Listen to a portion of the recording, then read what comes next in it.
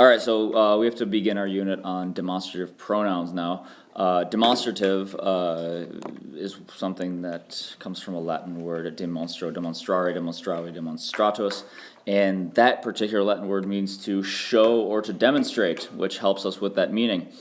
Because these are pronouns that aren't just he, she, or it, but showing you which one, and we are going to learn the words for this one and that one, and so on and so forth. So we start off with he, kai, kok, illa, illa, illud, and is, id. Those are the three we're going to do in this unit. And we see here, our first one, he, kai, kok. This one does mean this particular thing. Most of the time you're going to see these substantively, you're going to see them adjectively as well, so you're going to see them as like this thing, this man, this woman, anything like that is a pronoun, but it can also mean like this and also have a noun that agrees with it, so it can be adjectival. I think we're going to talk about that in a little bit later. But I've added pictures of cats to show pictorially. So this one, you can see how close Hermes is in this picture. He's very big, he's right next to us, he's looking at us very adorably. And he is right here, so we say this one right here, versus illa, illa, illud, which does mean that one over there. And if we look at this picture down here, we can see that the cat is laying across the couch, and thus it is that one over on the other side of the room. Now, id is more of a general pronoun. It does mean just he, she, or it, but it can also mean this or that thing as well. So this can kind of dabble in both the he, kai, kok land and also illa, illa, illud land, and act as a general pronoun. And like I said, this word here means to show. And we're going to move on to the next slide, so keep going. All right, there's a few rules we have to follow when we're dealing with pronouns. First rule, pronouns have the same cases and function as nouns. You treat them the same in a sentence. So if you see a pronoun and it's in the dative, it can still do indirect object stuff. It can still do reference stuff. If you have a pronoun in the ablative, it can still be a separation, an agent, a means, a time, I guess you can use.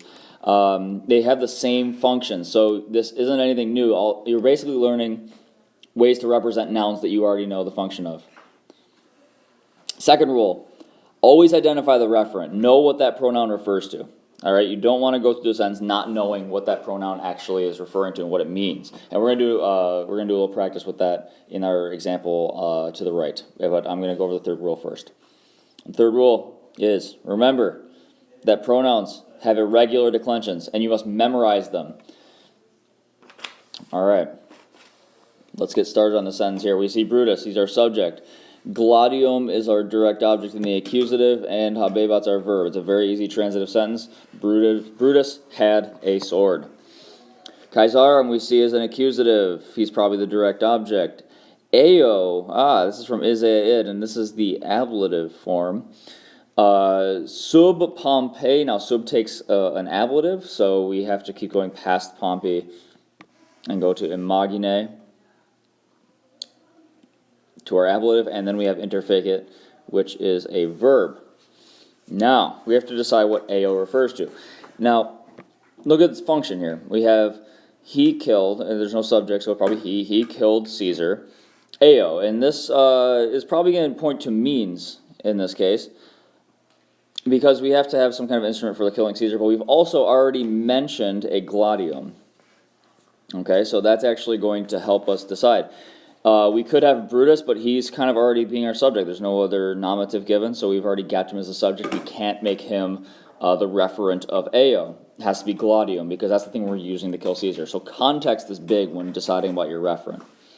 And then, of course, under the statue of Pompey as our prepositional phrase. All right, uter means each. So I'll actually write that in for you, so we haven't had that yet. All right, each, horum. Now we have our genitive form here. We have romam in the accusative, we have regulares in infinitive, and wolowitz a verb, of course, so we can now analyze what's going on. Each in the nominative is going to be our subject. And then we have our genitive, horum, of these men. Now we have to decide what is this referring to. Well, it can refer to Brutus, I guess. Although being the word horum, it comes from higaikoku, we know it means like this. And so that means the things that are closer. Now, if we don't know spatially what that means, we have to use literal like word order. So the two closest entities are Caesar and Pompey. So each of these guys, Caesar and Pompey, not Brutus, because he's far away, that would be Illa. Horum would be the two guys we just mentioned. Each of these two guys wanted to rule Rome. All right? So I hope that you saw what happened here with Horum. It has to do with the closest things, and in a text, that often means, literally in the text, what were the last two things we mentioned, versus Illa, which is like the things mentioned before that, the further away things. And you remember the cat slide, the Hikaikoka is the one that was closer, the Illa was the one that's further away.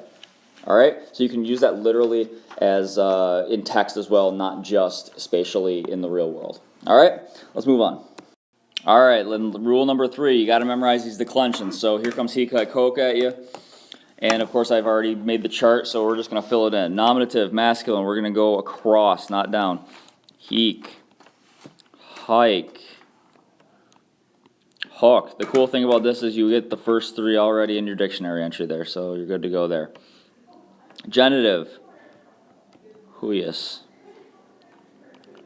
huius, huius. Check out this IUS thing, it's going to be common. All right, keep that in mind.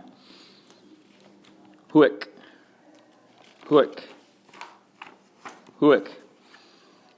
The I here is going to be your common thing across pronouns. The I dative, much like the third declension. Accusative, hunk, hunk. And then hawk again. Remember our neuter rules. These guys got to be the same. Nominative and accusative. So it's going to look a little differently than the masculine and feminine. And notice the N, it's replacing the M in our expected paradigm.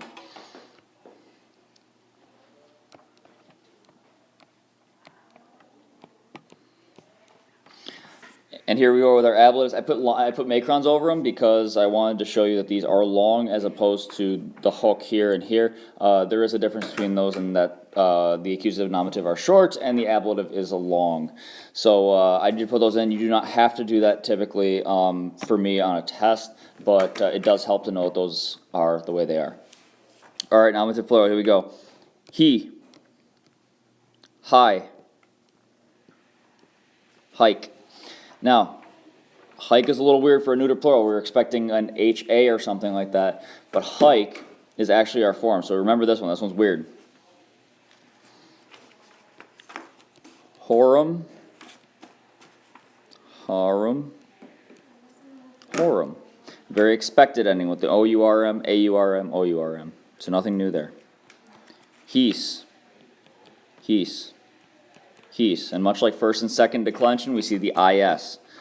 Accusative plural. Hos. Has. Hike. Remember the neuters. Neuter rules. Accusative plural and nominative plural look the same. And then finally, hees. Hees. Hees. So the dative ablatives look the same. Now, things we like. Things we like. We like these long vowels here in the ablative singular. We like the IUSs because when we get used to those in the pronouns, that'll be easy to predict. Same with these I's right here. We actually like that. Those are weird, but we're going to like them eventually. We like the horum, harum, horum. We see the I here and the AE there. Those are all expected. OS, AS, those are expected. The IS is here. Those are all nice. So all these things in the black, those are nice endings. We like those. Now, weird things in the red. The M changes to an N. That's a little weird. We have to memorize that. We're going to have to memorize hike as our neuter plural. That's a little weird. And maybe hook as the nominative and accusative. But that's part of the dictionary entry, so that should be easy to predict. All right? Now, definition and use. Remember, this one means this. And that means both in the real world, something right next to me. I can say like this iPad that I'm using. But it can also mean in text, like the closer word I just mentioned versus that thing that I mentioned right before that. All right? So that has to do with the use. Let's move on here. All right, we gotta do illa, illa, illud now. So nominative, illa, illa, illud, just the same as the dictionary entry, so it's fun. Now remember our pronoun genitive, IUS. Remember I said to remember that one. You're gonna see a lot of that.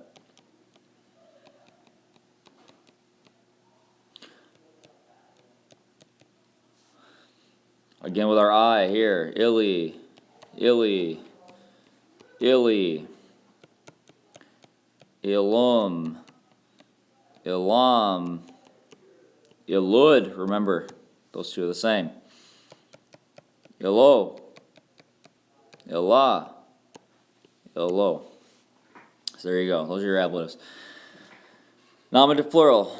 We have illi, illi, illa. More expected this time. We see an A ending here. I like it. Illorum, illarum, illorum. Dative plural. Elise, elise, elise. Accusative plural. Ilos, ilas, illa. Remember, these two got to be the same with the A ending. Elise, elise, elise. All right. Things we like, things we don't like. I like this IUS. It keeps appearing in the genitive singular. I think it's going to be a pronoun thing. This I, same thing here. I like it. I like the and ud, because ud looks the same as the nominative, but the and the are more expected than hunk and hunk. We get our long vowels as the ablatives. Those are nice. Our nominative plurals are expected. Our genitive plurals are all expected. Our ISs, just like in he, kai, coke, all expected. In fact, accusative plurals are all expected. This one is much more regular than he, kai, coke. The only thing you have to remember about this are your weird pronoun genitive and datives, and your nominative dictionary entry ones that are pretty easy because, alas, they're your dictionary entry. So illa, illa, illud is a lot easier than he, kai, coke in this regard. Now the definition, the use. This is going to be that, or those in the plural, all right? And remember, it refers to something further.